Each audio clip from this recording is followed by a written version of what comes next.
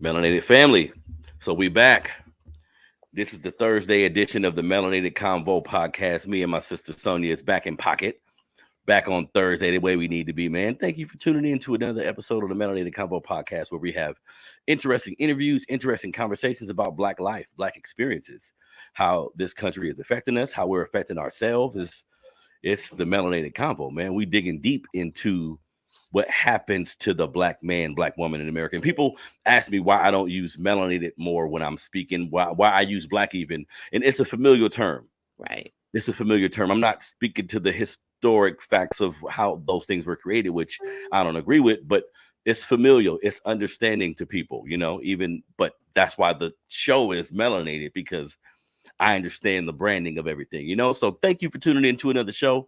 Happy to be back. Happy to be back with my sister Sonia, the creator of Ascribe Educational Consulting. You feel me? She get into your business and make sure y'all treating us right, because every day we see y'all don't be treating us right.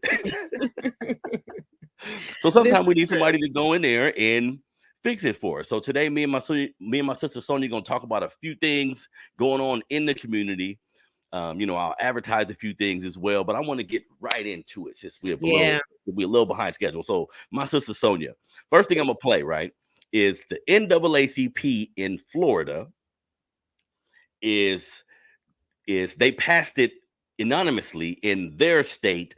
Right. They want to put together a travel advisory ban for Black folks. Like, look, if you're going to come to the state of Florida, be advised this what we face with. And in actuality, I would say just hold off until the smoke clear a little bit, you know what I mean? Because Ron DeSantis becoming a polarizing figure. And it's really, sometimes we have politicians who just flip it at the lip and they say things we don't like.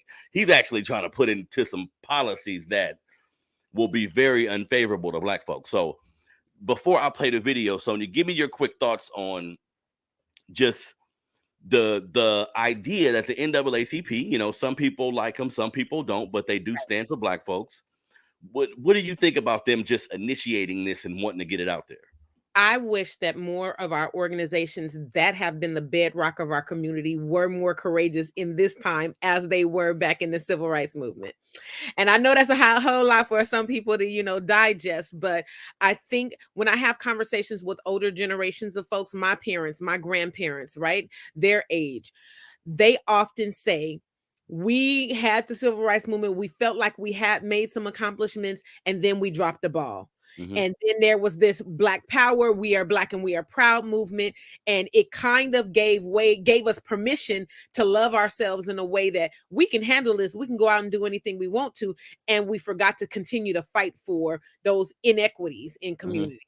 Mm-hmm. And so I just wish that the NAACP, the urban leagues, all of those old, been in the community for a long time organizations would be more courageous now, because it's more dangerous today than I think it was, back in the 60s. You know what? I'm going to play the video really quickly here, but I've heard about what the NAACP does for Black people. I've seen a lot of their stances on things that go on with us.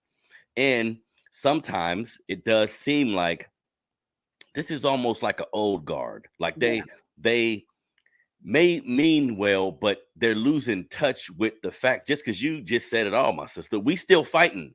In the vigorousness we used in the 60s and the 70s, I know we were forced to do it more because some of the racism was more overt.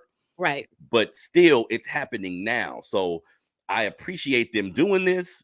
But in all times, like, we need a very aggressive approach to racism, a very unapologetic approach. So I'm going to play a clip because there's some interesting things that are said here in this clip. And, I think this is something, what I mean? I understand how much more our Black organizations can do, but to say Black folks stay out of this, it creates a conversation that's necessary. Absolutely. I'll put it that way. All right, so let's listen to it real quick. This is the NAACP news report about the NAACP talking about Black folks, hold off. Don't come to Florida like asking the national organization to issue a travel advisory warning Black people not to come to our state. Local 10's Laren Livingston is live with reaction to this. It's pretty controversial, Laren. Yes, you may May be familiar with the term sundown town. It refers to places where Black folks were historically advised not to be once the sun went down, as it were. Well, the NAACP of Florida says the Sunshine State as a whole may be one of those places. Florida is not safe for Black people. Daniela Pierre is the president of the Miami-Dade branch of the NAACP. We are cautioning people when they come here, you're going to experience what we are experiencing. Pierre says she was in Orlando just a few days ago, along with other NAACP Florida State Conference members, unanimously voting to ask the national board to issue a travel advisory warning Black people to avoid visiting or moving to the state. Anytime there are policies that are going to be put in place that is going to impact and disrupt the quality of life of Black people and all people of color, we take that very seriously. Pierre and the Florida Conference point to the governor's anti-woke rhetoric. They point to the redrawing of the state's congressional maps, which has been legally challenged on the basis of race. They point to the modification of proposed AP African American history classes and the push to do away with diversity, equity, and inclusion programs. All of those point to reasons that Florida is not safe for Black people. What a joke. What a joke. Yeah, we'll see how effective that is. Last week, the governor dismissed the idea as a stunt. And fine, if you want to waste your time on a stunt, that's fine. Look, I get, but I'm not wasting my time on your stunts, okay? This is not a stunt or a joke for the NAACP. Okay, so a few, me unmute you there, sister. Oh, there we go. Okay, so a few things that I take away from that video, Sonia. So like we spoke about with the NAACP, I appreciate any public action that denounces white supremacy from them. Right. I appreciate, even though we can agree like a more of an aggressive front, like the grassroots Black folks in America. There's a lot of them. Yeah, they are figuring it out. I would say the old guard should get with the grassroots organizations. Absolutely. See what they're doing, because a lot of them are on the ground figuring things out where you guys are using old methods where we got to look at what's working. That's what I've been thinking about in my life too. Like, if you've been doing something that ain't worked or it's not working effectively enough, you have to make some changes. Don't you think so, Sonia? Absolutely. I mean, that old adage, that old saying that if you keep doing the same thing and getting the same results, you might be a little bit crazy. Yep. And we've been crazy committed, crazy loyal, crazy just loving to this country that our ancestors were stolen and brought here for, to. We've been crazy involved in the building of this country, but we've also been crazy about making sure that our voices are heard and we are at the table. Yeah. And so I feel a certain way about the NAACP in regards to this is foundational grassroots organizing, and we can't disrupt or deny the history that they've contributed to the fight and the voice that is Black folks today, right? Yeah. But I agree there needs to be a more aggressive stance. I will tell you that working with, I can remember being my first approach from the NAACP. I was in college in Atlanta at Spelman, and there was a representative from the Atlanta chapter of the NAACP who came to our campus and was like, become a member, become a lifetime member. It'll only cost you $25 to become a lifetime member. And I bought the lifetime membership because I was like, if I go back to California ever, all I need to do one is transfer. At least that's what they told me. And my lifetime membership I wouldn't have to pay dues ever again. Yeah. And I thought $25, even back in 1993, I thought that was a bargain. And so when I look back on those things, I say to myself, okay, there have been some volunteer efforts that I have been able to have opportunities to partake in and build in community with. There have been job opportunities and community opportunities that I and others have been able to connect with via this organization. But we have to think historically and chronologically as well. When the threat is on Black lives, how do we assert one, that voice, and impact policy? Because at the end of the day, if these policies, like she said, are going to change the trajectory, the life expectancy, the quality of life of Black folks, I think everybody needs to take a stance and say something. It's powerful, more powerful when if I say something compared to when the NAACP as a collective says something. So there's something to be, held about that. We just got to get, some of these young bucks with the energy and the enthusiasm about today's technology and the energy that they can move in, because they move differently than we do. We have to recognize that they got different things at their fingertips that they can fight and put information out way more expeditiously and just than we can. And so I don't have that mindset. I can just say for myself, I don't have that mindset. I need young folks. I need to be able to pass the mantle, pass the torch, the baton, and we can't be mad at them if they mess up or if they have a hiccup, right? Because the old school folks, they had lots of hiccups, and we behaved them and we kept fighting.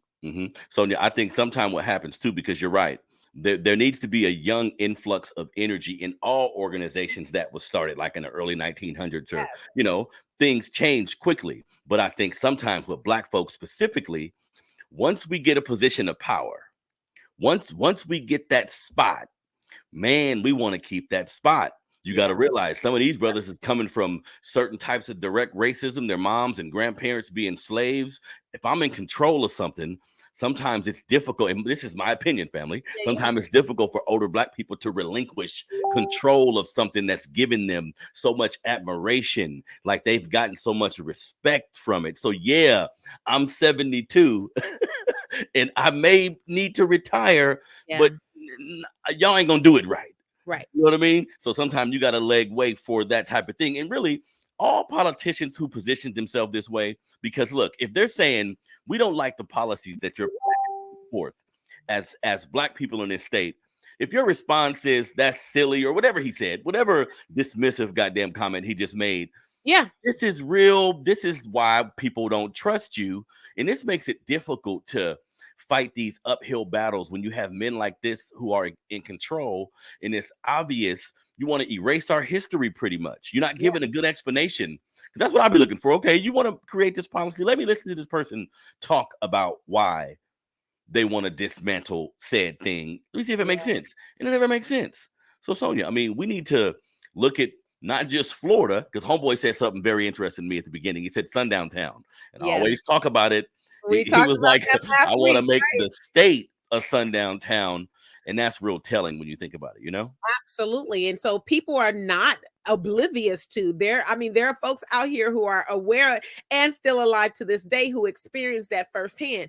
I can remember my parents when we were younger. We took a trip. I tell you this quick story. We took a trip. I was in the 5th grade. My mom's father died. She's from Chicago. We couldn't afford to fly all of us back to Chicago, so we planned to drive. We drove in 2 vehicles, my uncle and his kids and his wife, my mom, stepdad, and my sister and I. And as we're driving state to state, I was in the 5th grade. My teacher, Miss Glover, love her to death. She said, you're going to be gone for at least, 2 or 3 weeks. Here's your assignment. In every state that you go to, I want you to write something about it, take a picture, get a postcard, do a math calculation, like calculate the distance that you travel. Tell me about the weather, all that kind of stuff. This is going to be math, science, and English, and all of that, all into one little project. I can remember we got to Nebraska and we went into a gas station, and my sister and I had to use the bathroom. My sister, my little cousins had to use the bathroom. And the guy at the register said, those little niggas can't use the bathroom in here. Oh, wait, Sonia, what year was that? This had to be like 1981. Damn. So my mom gathered us and everything, and she was prepared. Like, she had heard the stories from her parents and grandparents, but had not, she'd been in California since she was 18, so she thought she left that kind of stuff behind, and that we had progressed as a complete nation. And so she was like, "Don't worry about it. We're gonna pull off on the side of the road. I'm gonna show y'all how to do a cop and a squat." But my uncle, who's a little, hot-headed, went back into the store, and all I can remember was looking, how you look as a kid, you looking in the window, out the window, seeing what's going on. And we had those roll down windows. We didn't have electric windows. And I heard my uncle go into the store, and he just start knocking shit all off the couch, rebel. Yeah. Sometimes that's what it takes. When I hear stuff like that, I immediately ask the year, because I think some people get it fucked up and think when we talk overt racism, it's not a year thing. Right. It's still a location thing, family. Yeah. You can find yourself, like we was talking about the other day, you could be in a poppin' black city, right, and travel 25 minutes and gotta stop somewhere, and you get the nigga wake up call, where when it's large, and we got to realize this, because when you say the 80s, that's closer to the 70s and the 60s. So a lot of these places are still dealing with the residue. But in reality, it's the numbers thing. So if you go somewhere and they're in large numbers, they're emboldened. It almost does something to them when it's 90 of them and one of you. You know what I mean? Yeah. So we need to be aware of that. And politicians who push things that obviously are going to be detrimental to people who look like me and you, and just any brown person, any poor person.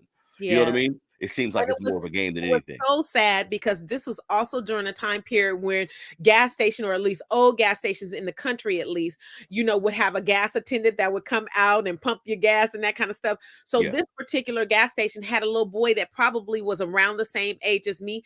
And as we were realizing that we needed to use the bathroom, I had started talking to the boy, and he was asking questions like, "Where are you from?" And when I said California, he was like, "Oh my gosh, when I get older, I want to go to California." Oh man. Sweetest kid ever.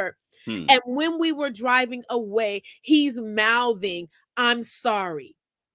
Oh, I remember this verbatim. Wow. So that's very interesting. Generationally, we know that, one, racism is passed down. It's taught from parent to child, grandparent to grandchild. But we also know that young kids can begin to internalize right from wrong and make choices for themselves. We just have to hope there are more allies that are coming out of this next generation, and then the next generation even more than that. And then, so maybe that's the way that racism dies, because if DeSantis, I don't know how young he is, but if he has it his way, be around, at least in Florida, for at least 20, 30 more years. But I think also, Sonia, that very interesting what you stated. But and what that young kid did, I think, is what, honestly, I'm sure a lot of young white kids now and then have grappled with. Like, I hear what my parents are saying, but I haven't had any experiences, any negative experiences with these people. So when I see a kid my age and we 7, we gonna chop it up, because what we got in common is the best thing to have in common at that age is being damn kids. So that kid you seen, he would have had to go through a struggle of pretty much fighting his family. Hopefully, who knows if his mom felt that way or other people, but if your father feel that way, Sonia, it's difficult for you to go against that. Even if you do it with him in public and then in private feel a different way, it still has to be conflicting. So like you said, they learn it at an early age. Yeah. And it's unfortunate. We know that these are just like we have generational traumas that pass epigenetically within our body systems from generation to generation. So does racism follow them. And unfortunately, that it's the benefit, it's the privilege of, like, I don't think that most well-intended white folks today are intentionally racist, but you are born into privilege and benefits that you didn't earn on the backs of our ancestors, who didn't also deserve the oppression that we experience, who in our DNA, we experience their trauma compounded on our trauma, right? And so the cycle continues. I think that it behooves us as a collective community to come together with folks who understand that this is a thing, to say, yeah, it's not our fault. Like you and I can chop it up and be like, it ain't our fault that we carry this trauma. But likewise, our white brethren, our Asian brethren, our Latinx brethren, we have to be able to say to them, your privilege is not your entitlement is not your fault either.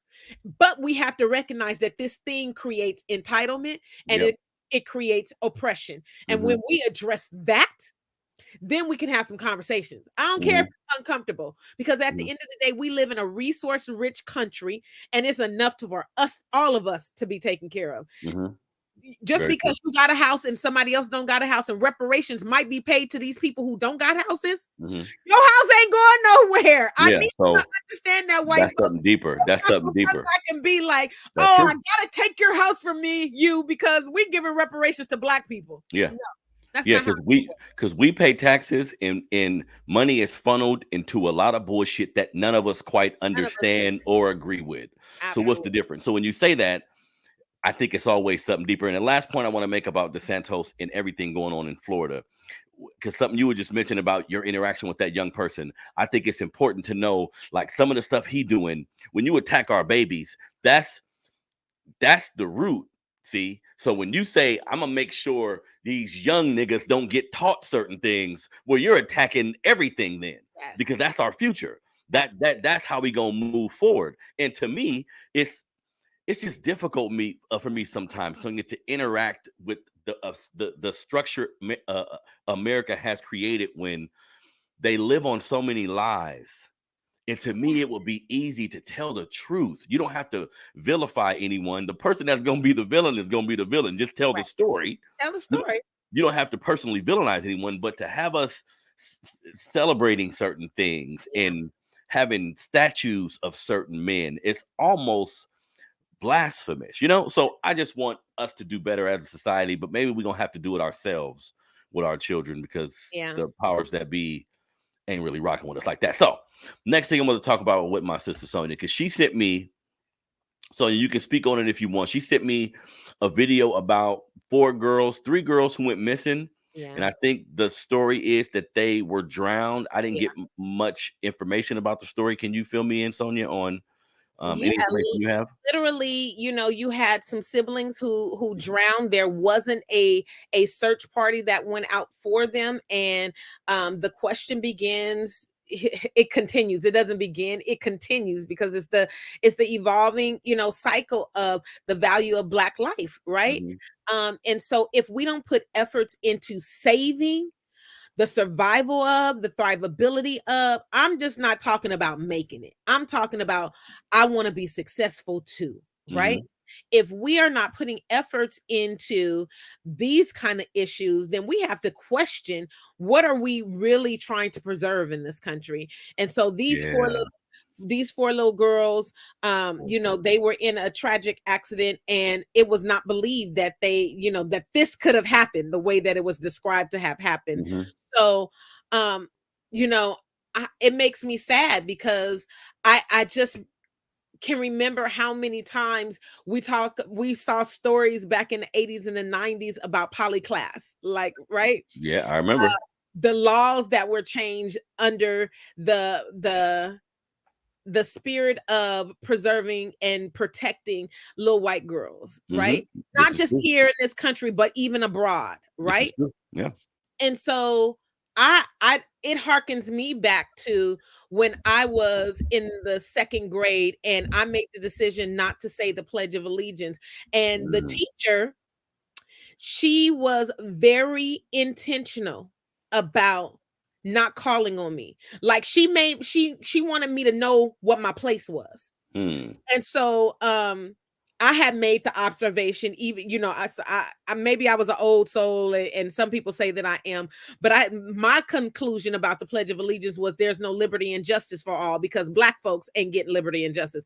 I recognized that at age 7. But I also recognized, while I was in her classroom and she wouldn't answer my questions, she used to call on this little white girl named Jennifer. So one day we had free writing time, and so I wrote an essay on change my name to Jennifer, because I'm smarter than her, more brilliant than her, But the only name you call in class is Jennifer, so call me Jennifer. I'm going to tell my mama to go down to the courthouse and change my name to Jennifer, so that when you do call Jennifer's name, maybe we both will be confused when we both raise our hands, or she won't because I'm faster and smarter than her. And so that was my epiphany that, dang, this teacher, she said I was smart because I was in a GATE class, but I don't think she really trusted my abilities. And so she isolated me, and she didn't allow me to speak and be inquisitive and question. And so she tortured me for a whole school year. Yeah, no, and that happens a lot, because me and my brother Jermaine yesterday actually was talking about black male teachers and how there aren't a lot of black males going into teaching. And I read an article, Sonia, that spoke to the fact that some black males don't want to go into the teaching profession because of their treatment as a black student. Yes. Being like criminalized. Jermaine kind of broke it down for me. Like, some black kids, they associate their first authority figures with someone white at school. It's like police or white teacher. So we're not looking at a teacher as a profession that we want to go into. And all this plays into what we're saying, because just how we're treated in school and the history aspect.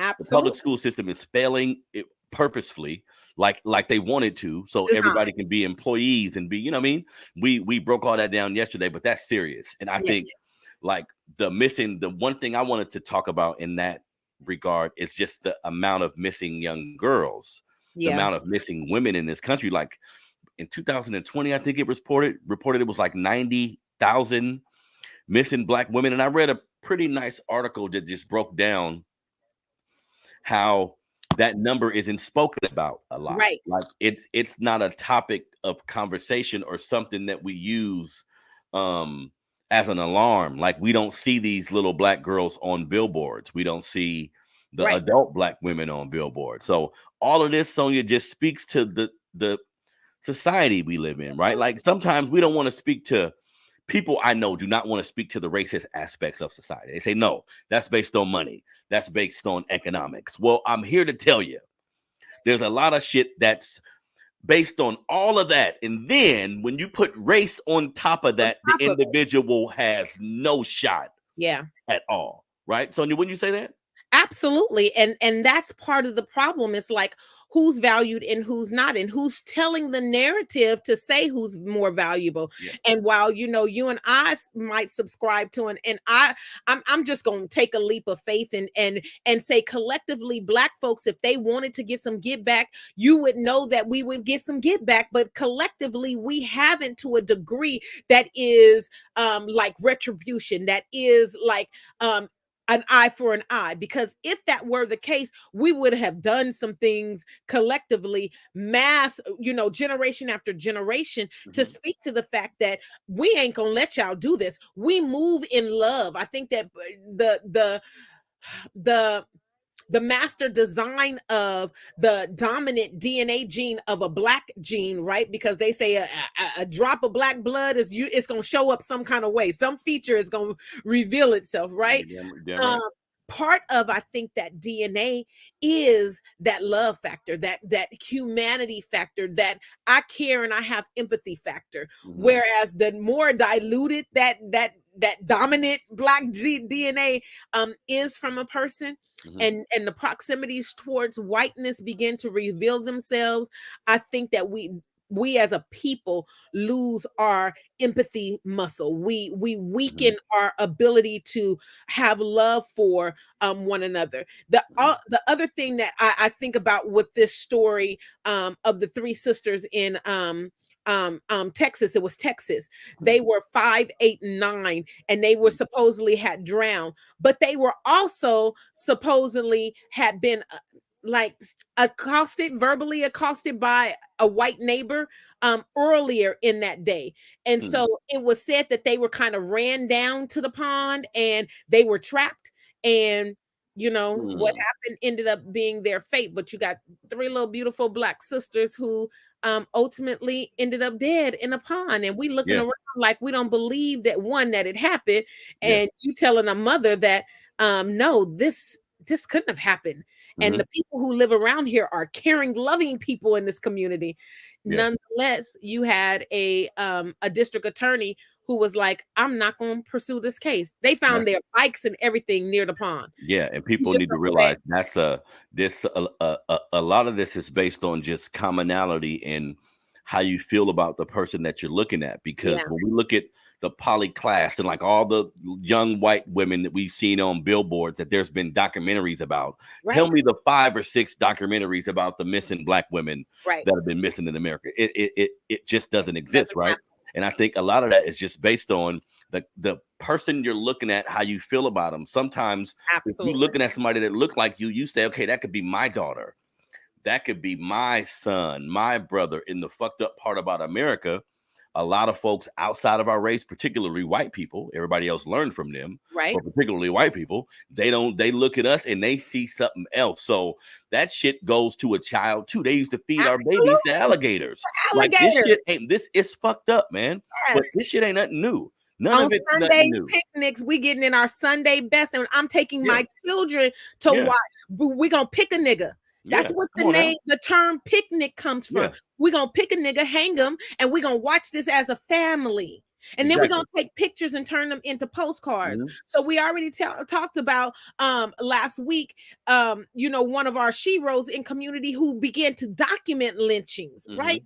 And so we can't ignore this thing. And let me just also give a shout out to Gabrielle Union, because Gabrielle Union, with her celebrity and her platform, said, we ain't gonna be quiet about the disappearances of Black girls and Black women in this country anymore. She has a nonprofit and a foundation specifically designed to raise money that when these things happen, it's like we don't got to call 911. We're gonna call, the Batmobile or whatever to get that Black superhero. We're gonna call Wakanda.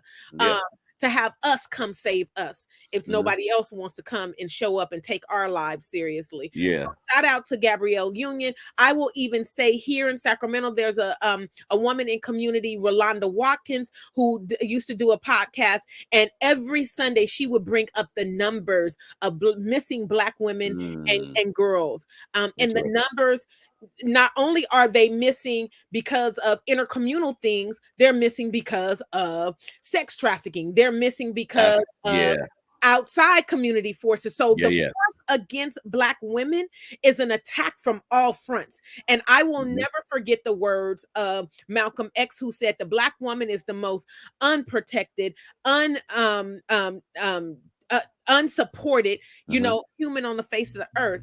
And so we have to begin to think about that, because at the end of the day, we still the ones who have that are the foundation of the Black community, but secondly, we are the one that's left vulnerable when they've sent our Black men out of our family, when we put our Black boys in prison, when the target is through the prison pipeline, and now that target is also on Black girls. So we have to really reevaluate us as a community, how we interact with one another, because that colonial, that colonist, that white supremacist mindset is a part of our problem too.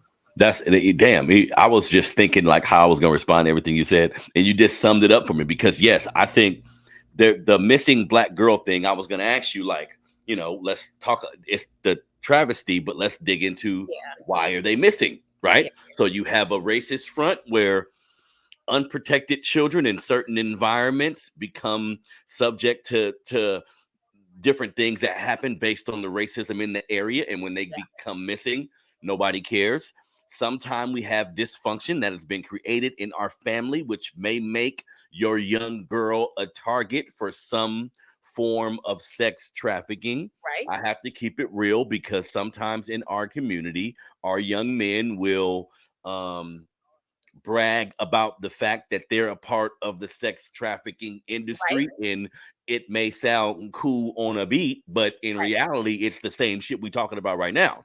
Because those of us who have daughters or granddaughters, ain't no way we would want something to happen to them. But if we do the research, we know a lot of young women who fall into that lifestyle voluntarily or semi-voluntarily, it's because of what's been lacking. Whether it's the mom, whether it's the love, whether it's the foster home system you've been put in. So a part of this is like, as a community, global community. So you white, Black, Mexican, whatever your race is, if you didn't do this, if you didn't do certain things with your child, with your daughter, if you had her in turmoil, if you've never sought to be a responsible parent, you're leaving her open for the predator. See, because sometimes these women are taken when they don't want to be taken, like beyond their constraint, right? That happens at times, but sometimes they're looking for something. Yeah. Like Sonia, we have to be honest. Don't We you think that's a fact? We have to be honest about it.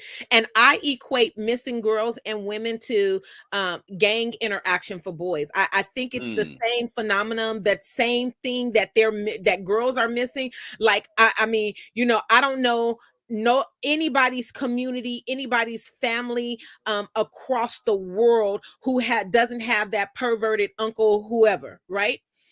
And so sometimes, because of circumstance, we ignore what uncle such and such has done in touching and violating and forcing young girls to mature faster than they need to.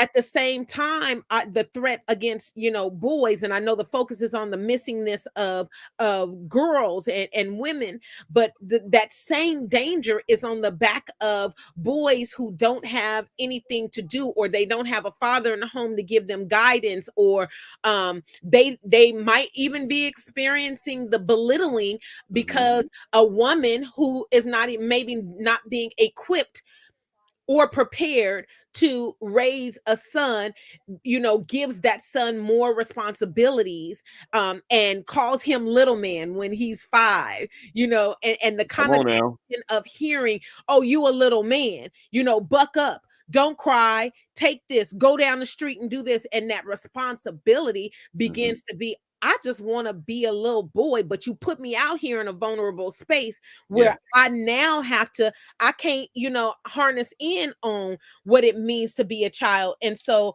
I go and I do things that, you know, are reminiscent of man-like behavior. Like, let me go and give me some cigarettes. I mean, I can remember, you know, us as kids, you know, you remember they had those little cigarettes you can go buy at the little dollar candy cigarettes, gum or whatever it was. And you be acting like we smoking, but really and truly, we were being conditioned to be grown, right? Very true. And that happens a lot. Cigarettes. So we were conditioned in our mind that this is a behavior that grown folks do, and I want to be grown surely. So it's a phenomenon that affects male and females differently, but it's the same effect. Like, I'm missing from my family. I'm missing from the narrative of us having unity and there being a collective responsibility to one another. So that, you know, even me as a Black woman, when I'm walking down the street, I too, because of racism and white supremacy, I might clutch my bag if I saw 5 little Black boys across the street, not knowing who they are and what they might do to me. This is deep, Sonia, because we always people talk about the gang violence and just young people who wreak havoc on society being a young man, young women who choose to do things with their body and have several kids and do all of this, right? And we all see it. We all have people in our family. I've been there, like operating from a certain level of dysfunction, like a certain level that's not going to be beneficial to you or anybody around you in the long run. And a lot of us have been there. But like I always tell people, and I never let nobody not focus on, okay, let me know where this person came from. Absolutely. Who raised them? Was it parents? Was it dysfunctional? So now if it is, then they're working from a deficit and they're going to have to work to get through these dysfunctions. And society sometimes makes it seem like it's easy to not have parents in structure and become a lawyer or a doctor or LeBron. Excuse me. Some of these people got there in spite of their circumstances, not because of their circumstances. And that's rare. That's a rare human that gets bombarded with disenfranchisement in a bad hand and flips it and makes it. That's the American dream, but it ain't the American reality. You know what I mean? Absolutely. When I do trainings, I always start off my trainings with who your people and where they from. Mm-hmm. And I ask that question in a way to like kind of get people to think about their birth and circumstance. Like, what was that one thing that you can identify? How old were you? What did it feel like? What did it smell like? To describe the scenery of what that one event in your life that changed the trajectory, or could have changed the trajectory of your life. And for Black and brown folks, unfortunately, that thing typically happens earlier rather than later. And it is the change. It's not for white folks, and for those who have a closer proximity to whiteness, it's the opportunity that thing could have changed their life. That makes Whereas sense. for Black and brown folks, it is more likely that it did change the trajectory of their life. That's You see beautiful. the difference? Yeah. We 2 13-year-olds, and this thing is facing in front of us. But if you are white or a proximity to whiteness, it might be a thing that changes your life, but somebody's going to give you the benefit of the doubt and a second chance. But for a Black or a brown or a poor person, that thing is more likely to change your life. And we have to realize what the birth and circumstance is, because when we get into collective space with each other, right, not in a forced situation like public education is, right? We have to go to school to age, that's the law, right?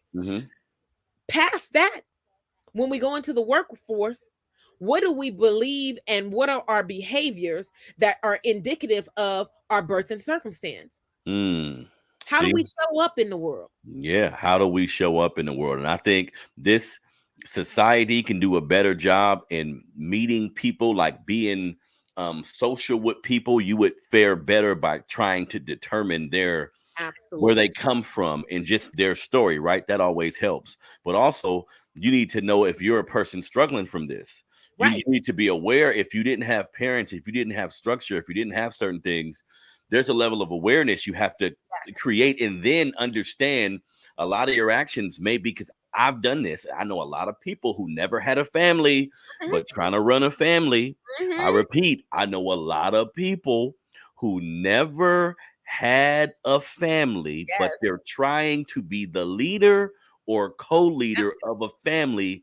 Well, I'm here to tell you, there's a good chance you don't know what the hell you're doing. But the beauty of it is, if you know you don't know what you're doing, then you can learn. Yeah. You get to figure out any mechanism you have available to you to get knowledge on.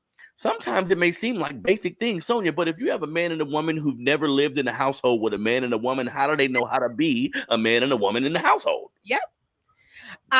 When my husband and I met, we had that was a hot topic conversation. He didn't grow up in a household with his father, and I grew up in a 2-3-parent household-ish, right? Because my mother remarried, and I had the benefit of having 2 beautiful Black men as role models in my life.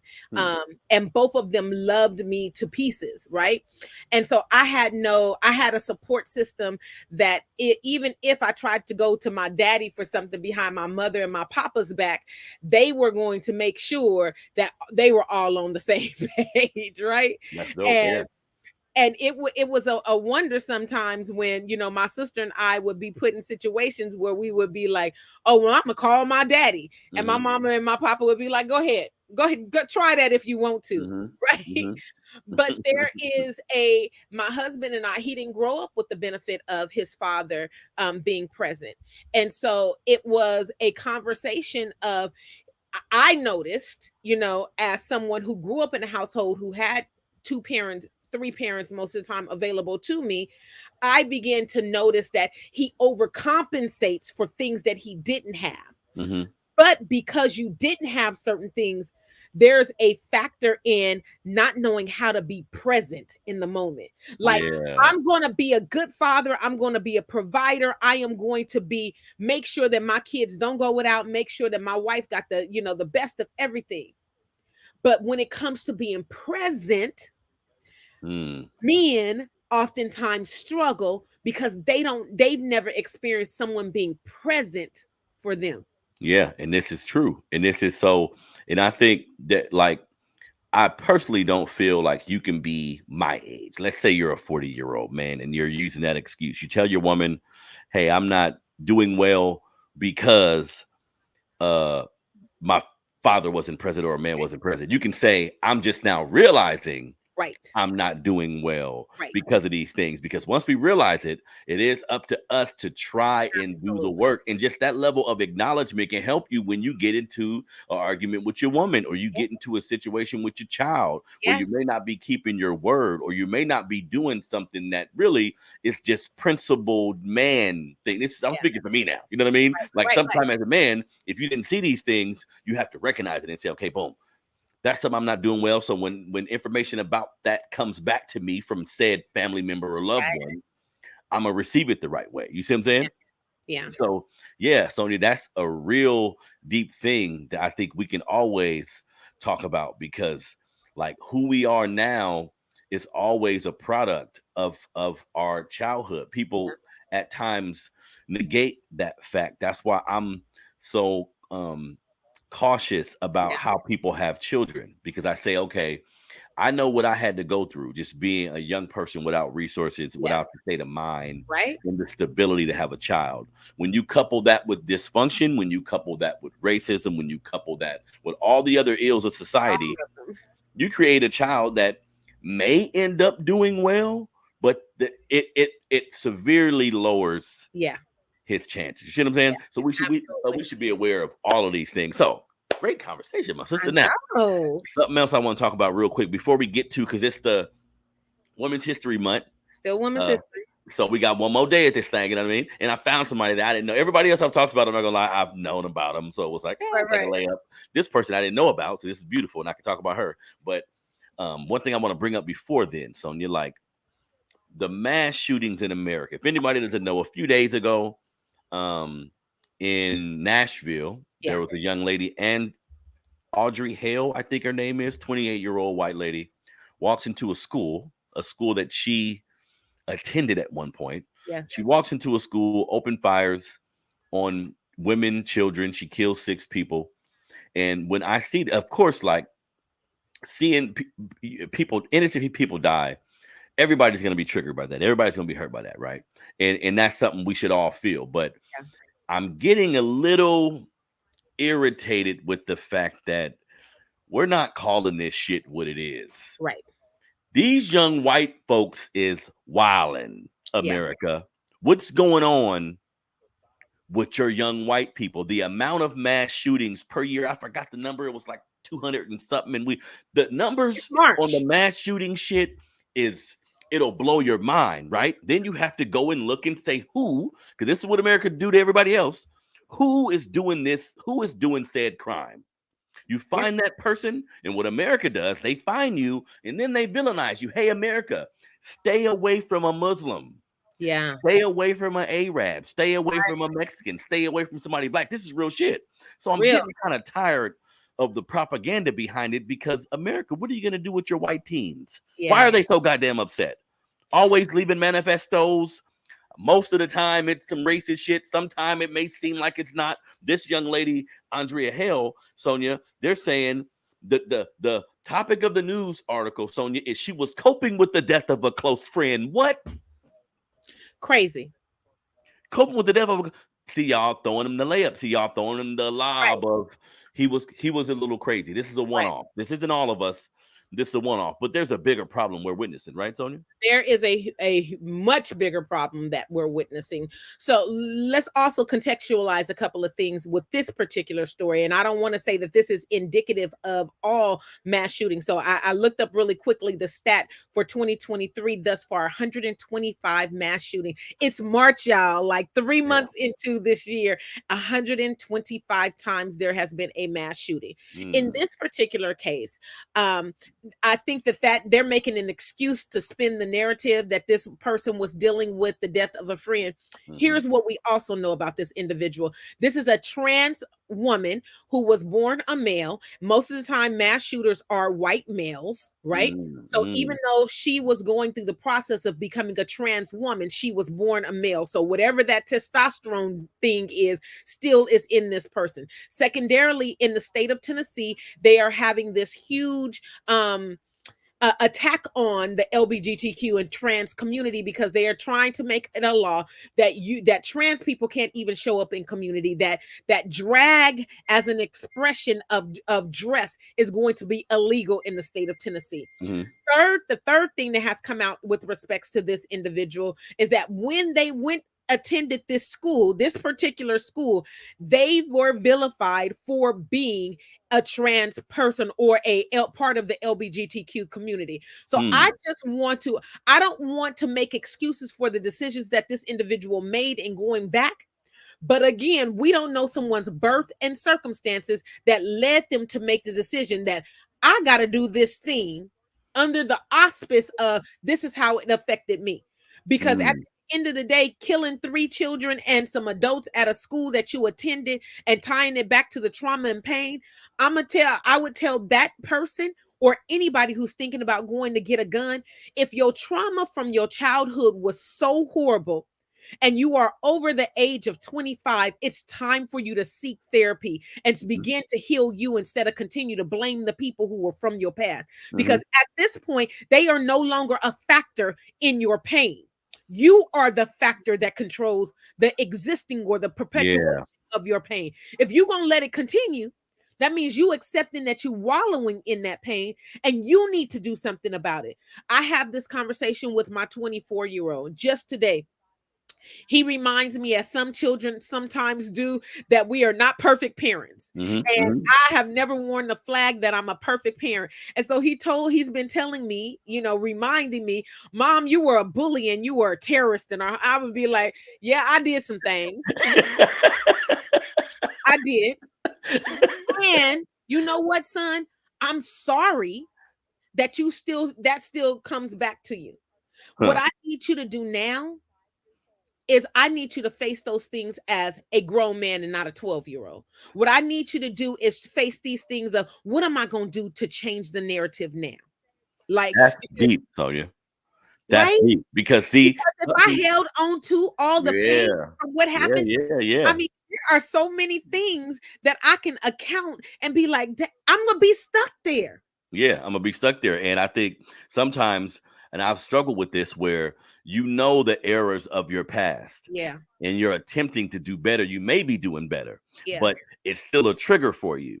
So somebody can bring up something that you did in the past and they know they can do that. And that leads you to doing said thing for them. That's a real thing. But you said it the best way, because sometimes I don't like when parents expect kids to move on without addressing the issue. If there was things going on in my childhood where you weren't there for me, or we didn't have certain things, I had to, whatever it may be, I have to acknowledge it if it happened, because if it happened or not. Yeah. Then you tell you, hey, I'm to be sorry. Transparent. Like I've had to sit with, as a parent, as a mother, as a wife, as a friend, as a daughter, I've had to sit with, because, and for me, it's a beautiful gift that I have.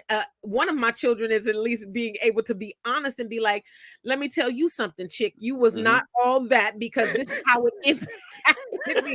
I could be wearing the t-shirt like Mama of the Year, or, I'm that mom that's going to show up. I'm her. But at home, I always hear this thing, especially, and I hated it when I was raising my children. Older white folks would come up to my husband and I when our kids were out with us at a restaurant, and they would go, oh, they're so well behaved. And I would hate that. I'd be like, first off, they're not animals. They're not little pets, right? But secondarily, I'm being like, the question to me is, why ain't your kids well behaved when they're in social settings? It don't even matter. Yeah, your kids is running around right now. Right. They're right behind us running. You damn right. Absolutely. And it would really bother me. But, my kids would be like, you one person at home. And in my mind, I'd be like, y'all one people when we go out in public. Y'all terrorists too when we get. So it's a give and take. I think that we learn parenting. And hopefully, if you have the opportunity to have multiple children, you get better with each child.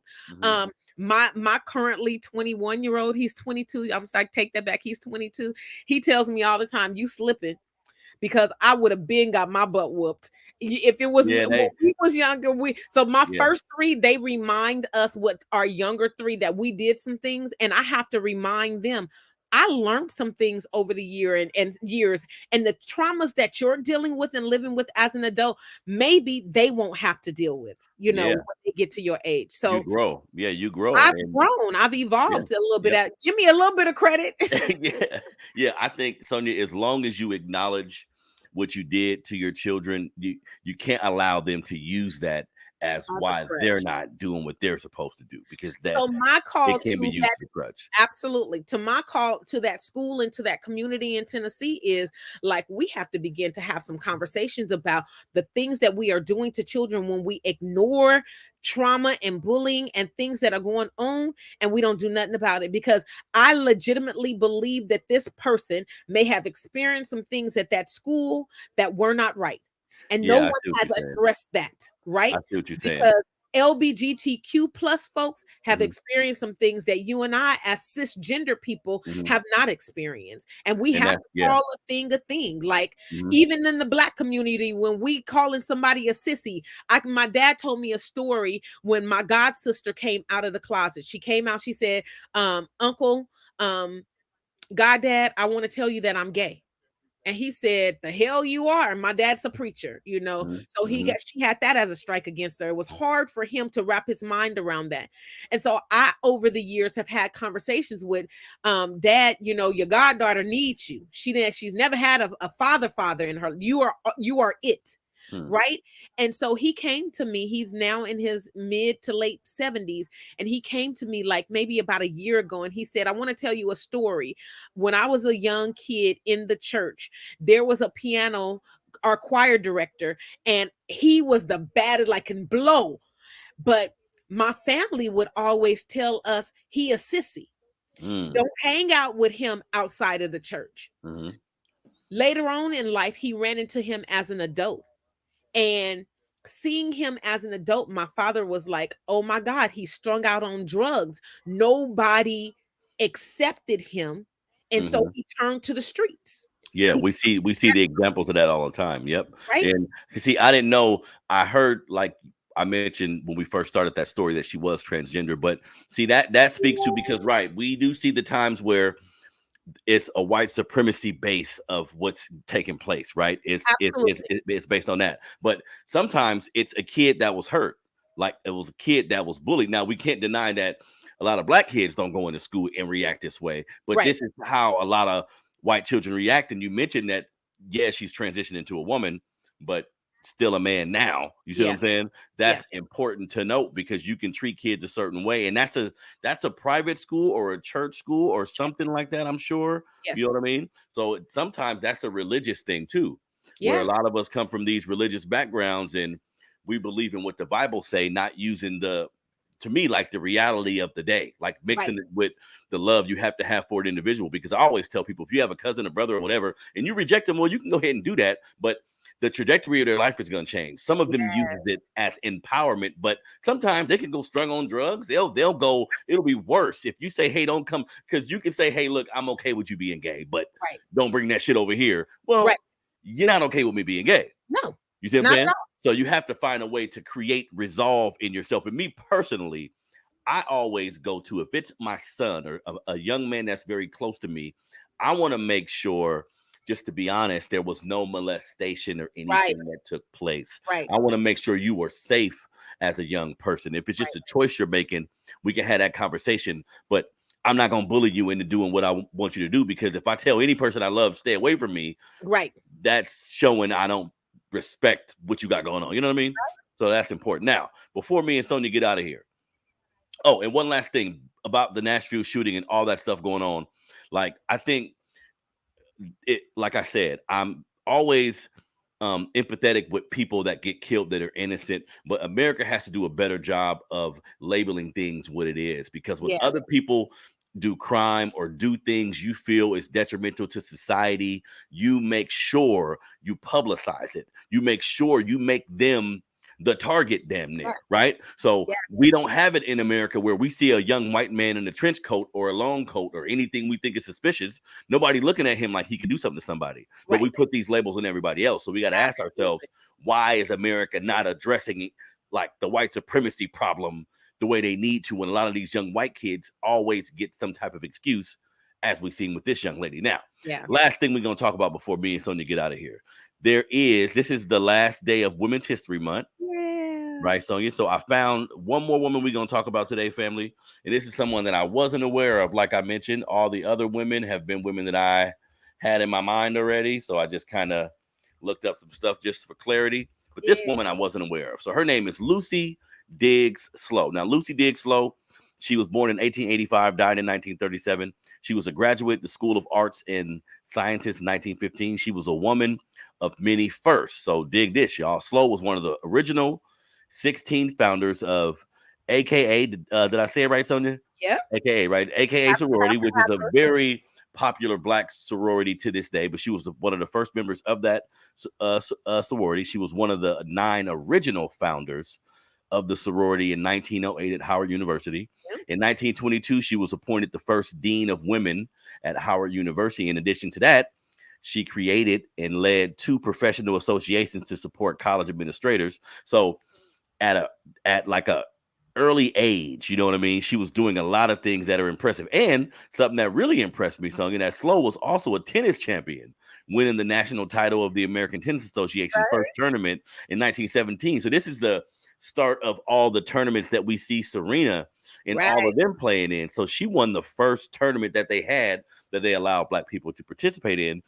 Excuse me, she actually won that tournament. So this was a powerful sister. Sonia, you knew about her already, right? I did. It was so funny because at the beginning of Women's History Month, I was reminded of her when you remember the movie School Days.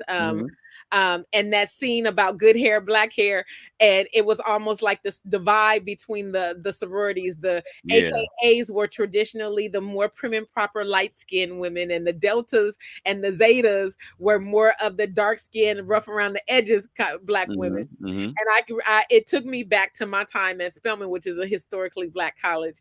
And so I was thinking to myself, I remember hearing the story about the founding of the AKAs. And not only was this woman so, amazingly brilliant in her organizing efforts to bring AKAs, Alpha Kappa Alpha Sorority Incorporated, to the forefront as the first female sorority. She was instrumental in like a lot of organizing for student rights, for educator rights. But it's so funny in her story, which a lot of people don't know, is she was so outspoken that the prim and properness of being an AKA almost bit her in the butt, because some of these other women were like, why are we trying to be so radical? And it always, it just, it reminds me of myself a little bit, because, I get questioned by Black folks. I'm sure you get questioned a lot by Black folks, like, why we always got to talk about Black stuff? She was that chick in the room, like they were asking her. So they almost like did a coup on her and tried to kick her out of the sorority that she founded. And that's, part of her legacy. And she stood, she was like, nope, we ain't changing our bylaws and we ain't changing none of this. I founded this and we gonna do this. And she stood on it. She was a very dope and brilliant and strong individual. I'm glad that you are now acquainted with her. And I seen while we were talking, I just read that she started the first junior high school in Washington, D.C. Yes, she was in 1919. I'm not surprised about that. She was in education. She was big in it. So, yes, thank you for reminding us of her. I would just, as we end this Black History Month, ask us to think about the indigenous people, the indigenous Black people who were here before Christopher Columbus and them. And I say that loosely because we know Christopher Columbus wasn't the first colonizer who came here. He just got the kudos because really and truly, if you know a little bit about history, Amerigo Vespucci from Italy got here before Christopher Columbus, who claimed America for Spain. So with that being said, the Africans were coming over here and it's so ironic to me. Florida keeps on coming up. Because the Seminole and the Creek Indians had a lot of indigenous Africans and mixed with them in their tribes. And so when we say Black folks who think that they got native or indigenous in them, at least with those two tribes, you can trace back indigenous folks. And there were both of those tribes in particular were led by indigenous Black women. Yeah, and I've heard a lot about those tribes in Florida and being in the swamp and how they were a part of a lot of wars that took place and just the beauty of that region. Yeah, definitely, my sister Sonia. So, everybody, thank you for tuning in to another episode of the Melanated Convo podcast. Oh, before I forget, everybody, if you want to get the shirts, this is like a mock-up shirt I made that say Melanated Family, but we got the podcast shirts. Yes. We have the podcast shirts that have the podcast logo on it. We have the shirt that says Melanated State of Mind. Both of these shirts are available right now. You can hit me at Melanated Convo 100. Hit my DM. I have all the pictures of the shirts and everything lined up on my Instagram page. You can email me at melanatedconvopod at gmail.com. Sizes and colors. I can tell you everything that's available. Send you an invoice. We can get that thing popping. And Precision Design Studio is my new business, everybody. So if you know somebody who need digital flyers, if you know somebody who need a logo for their business or some hobby or endeavor they have, tell them, holler at me. The flyer and all the information is on my Instagram as well.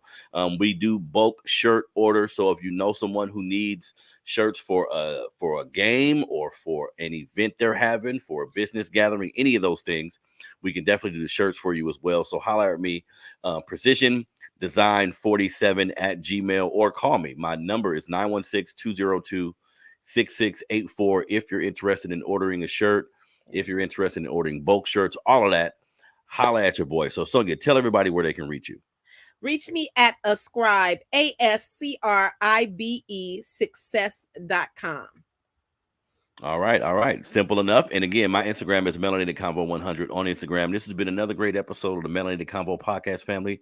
Thank you, everybody, for tuning in. Your brother Harrison, Sonia Williams Lewis. We out.